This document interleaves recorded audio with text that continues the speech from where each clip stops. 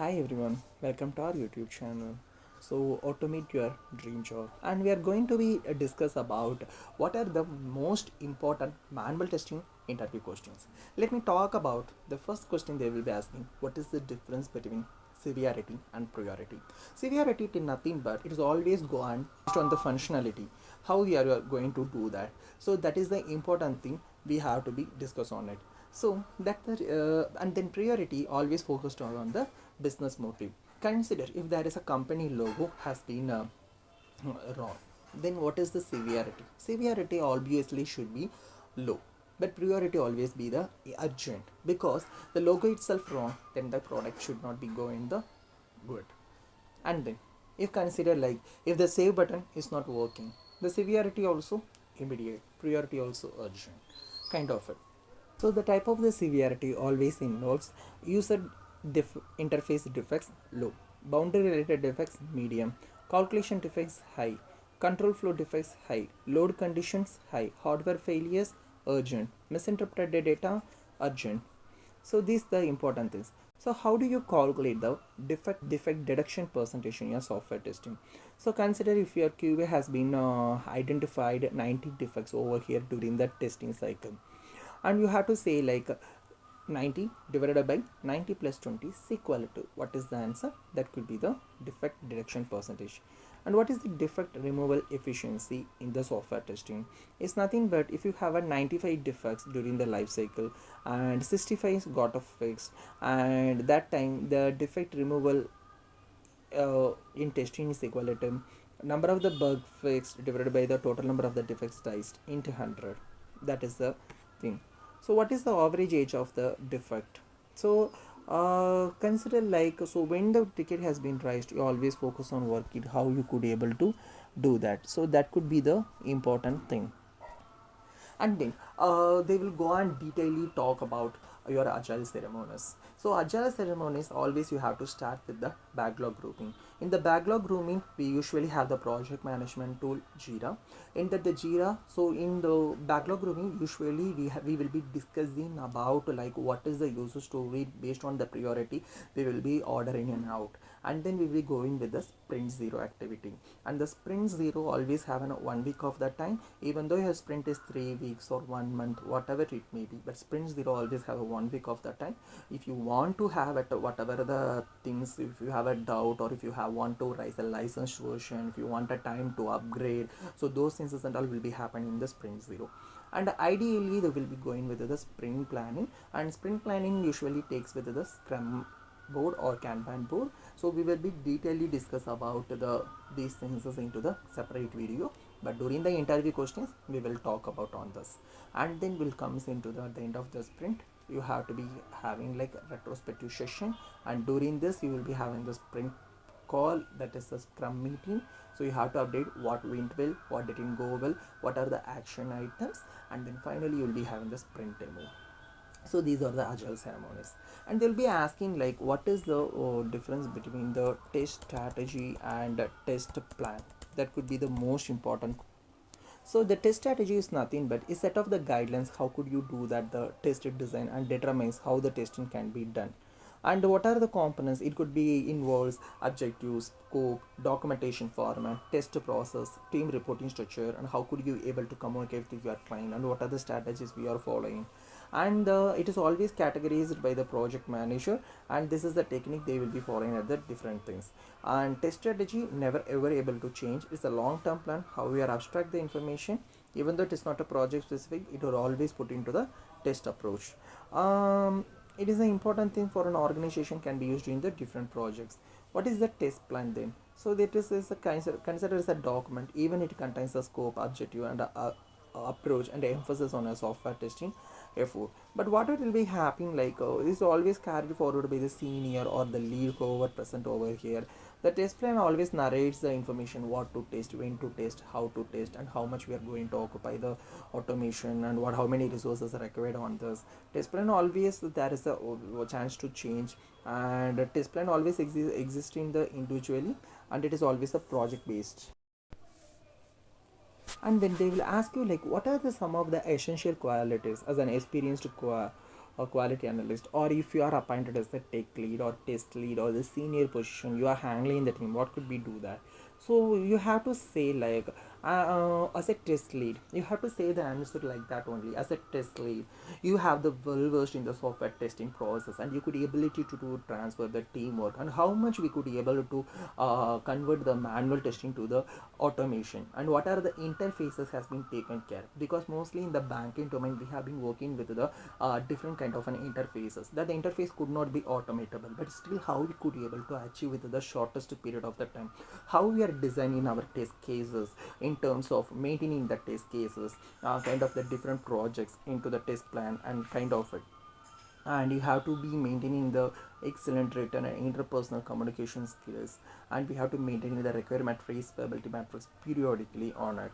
And you have to always say like you just to give your freedom to the team. At the end of the day, none of the productivity should be impacted at any cost. So this could be the major thing we have to say at the every time. And they will be asking what is the difference between the bug leakage and the bug release. Consider I'm working for one banking domain. So for the bank application, when you are adding the customer, you do have some field called customer ID. In that the customer ID, it only allows the numbers, but sometimes it is not allowing. It is allowing in the alphabets also. But if you are not identified as a bug, so you just released to the client. So it is considered as a bug leakage. So still if you have been identified, you have been raised to the business, so that time they told no, we don't have a time for this, but still we could be acceptable, because we are not to go and deliver to the end user, we are just to go and do with the UAT testing, or we like that. If they say if they are accepting, then it considered as a conditional sign off. So you have to say like it is a bug release. And they will be asking like what is the defined definition of the latent defect. So latent defect is nothing but is an application of the software which cannot be identified by a user. However, you could cause any failures to the application because the conditions will never be met. So you have to answer like that. And in what are the parts of the functional testings you have been involved, sometimes they will be saying FT. So that you have is nothing but is a functional testing. It's nothing but like unit testing, smoke testing, UAT, sanity, interface, integration, system testing, and regression testing.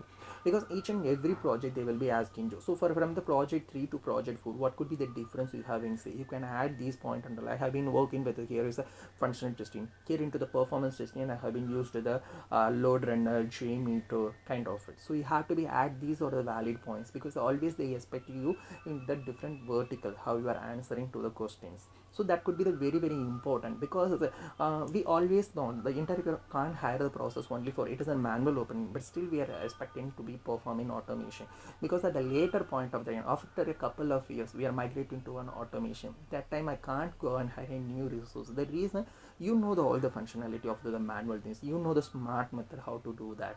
So if you know the automation, then well and good, we will be going ahead of it. That is the reason we are still stay tuned with the automation tester. And then they will be asking you, consider if you have been raised a bug and that had been closed, that has been tested after some days or some time, it has been in terms of what could you do that. So see, always you have to say this answer before SIT. You should not close any of the bugs, you always keep in your bucket. At the end of the day, if the build has been freezed, if the none of the build has been go on deploying in the SIT environment, that time you have to identify each and every test cases and take the screenshots, and you have to be stored as artifacts, and you can just go and take with the go and close the bug. If the continuous deployment has been happening, if you're closing the bug, then you are failed to be reopening each and every time, and we could be the answerable at the most point of the time. So consider like if it is an impossible something, you are not able to test at any point of the time, but it's still you have been accepted during the sprint planning. So what you have to say, when you are when you being aware of that particular future, if you don't have a good knowledge on the particular user story, please don't accept it. Because if you have started accepting on that, then if you're not working, at least the second option you could able to raise this concern during the scrum meeting itself. If still you are not rising up at the end of the sprint, if you are rising that, then definitely it could be the problem for you during the performance. So that's the thing, you have to say this answer. I definitely gone on this. Yeah. So actually, then they will be asking about what are the test deliverables you will be giving as a QA lead. So you have to answer like the test strategy, test scenario, test cases and test data, requirement traceability matrix, test plan and the test estimation sheet, and the test strategy, and the test closure report and incident report and test summary report. And then they will be put it into the one question. So if it is a 2 weeks of the sprint and your colleague is on unplanned leave, he has some dependency on the some manual testing activities. So at this point of the time already you have been overloaded, or you might be properly loaded over here during the sprint. And what you will do at this point of the time, being a lead, so it comes into the part of the agile. We will be always focusing to work across all the team. If the developer has not been there and tester could take the initiative activities, and there is no special designation involving in the agile, so kind of a test lead or test manager. So you have to answer like that. If key is, if he's not available, then what I have to do, I have to start split this work to the each and every one, how we could be able to achieve these kind of a task. Because if it is done plannedly, we could be able to consider this during the sprint planning itself. But it is an unplanned leave, we couldn't able to say anyone to not take an emergency leave or sick leave. So at this moment I'll go ahead and share the work, how the test data is going to be prepared, how the manual scripts there, how what about the test snippet, how it could be able to work. So based on that we can able to start work on it. So this is the important criteria. And then they will be asking you at the final, we have been released to the production, and there is they will be finding some bug over here, and they will come back to you, your manager, and saying like you have to be fix this issue. Even though you are not in, you have not tested over there, you want to test that particular scenario, and you have to give the deliverable for the particular future. So if your manager asks you to do, what you will do? So definitely you should not take this ownership, because if there is a bug, definitely there could be a change in the configurable file, or if there is a change in the coding, or if they want to have some different test data, or there is some different feature. Don't know like where it has been impacted in any of the system. That time definitely we can't go ahead and test the particular scenario within the short period of the time. So what you could do, that you have to be tested end to end, then only you could able to deliverable clearly. So it has been not been working, and we have to do completely. Even though if you have fight with your manager, that's completely all right, because at the end of the day the QA will be taking the responsibility. If the manager says like I'm going to take responsibility, don't worry about it, then can take it as a team chat or Slack chat or in the mail, whatever. Based on his confirmation, you could able to test that the particular feature. As a manual tester, how the interviewer always aspire, you will be facing the challenges and consequences about the testing, because we always work with the zero delivery bug free application. But what happens in this moment, they always force you to do these activities.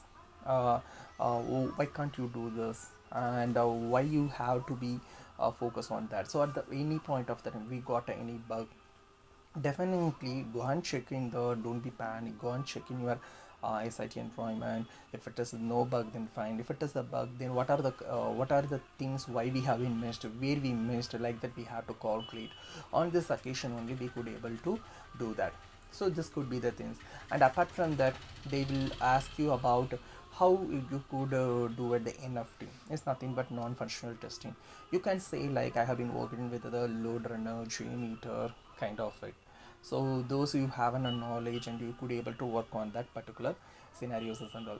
So that could be the great and enough questions. That if you have such a different questions, or if you want me to add the more extra context to the particular question and answer, please let us know in the comment. Thank you for watching.